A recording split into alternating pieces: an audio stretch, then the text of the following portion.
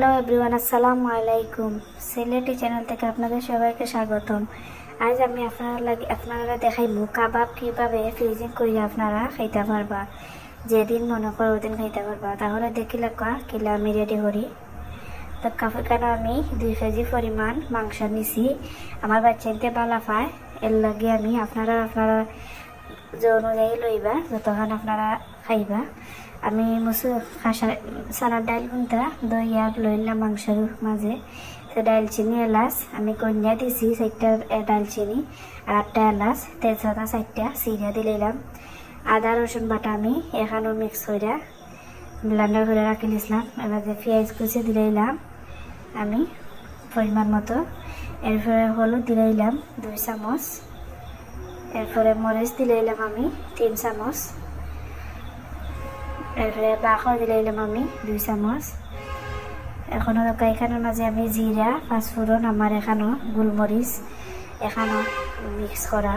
এরপরে দিলাম গরু মাংসের মশলা, এবার দিলাম লবণ পরিমাণ মতো। লইয়া বলে আমি একটা কড়াইয়ের মাঝে সব মশলা সব কিছু এখানে আমি দিয়া এখন পরিমাণ মতো পানি দিলাম আধা লিটার।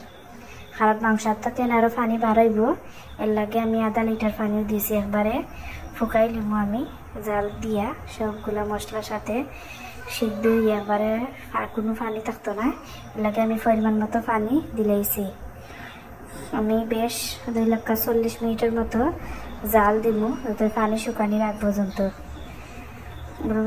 আমি আপনারা জাল দেওয়া দেখাইলাম না, দেখো আমি পানি একবারে একটু পানি নাই, পুরা সিদ্ধ হয়ে গেছে আমার। ওদেরকে এখন আমি কাঁচামরিচ আর পেঁয়াজ কুচি দিলাম। একটা বাটির মাঝে লইয়া আমি মাংসগুলো লই নিয়েছিলাম। এখন আমি উপকরণগুলো মিক্স করে দিলাম।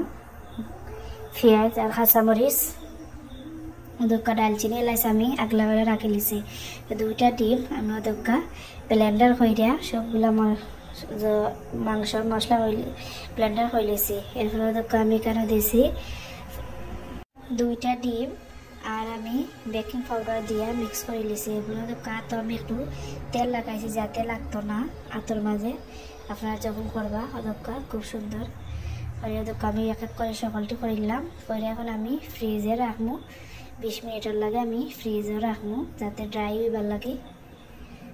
ওদেরকে সবগুলো আমার শক্ত হয়ে গেছে। এখন আমি একটা ফুড প্রসেসিং ব্যাগের মাঝে ওলা জিপার লাগাই রাখলে ভালো হয়। সবগুলো আমি এখন ব্যাগ বইয়া রাখি লিব ফ্রিজও। এখন আমি আপনারা যে কোনো সময় মেহমান বা যে কোনো সময় খাইতে চাইলে খাইতে পারবা। 1 মাস 2 মাস বড়া বালা থাকবো, আপনারা যে কোনো সময় খাইতে পারবা। আসসালামু আলাইকুম।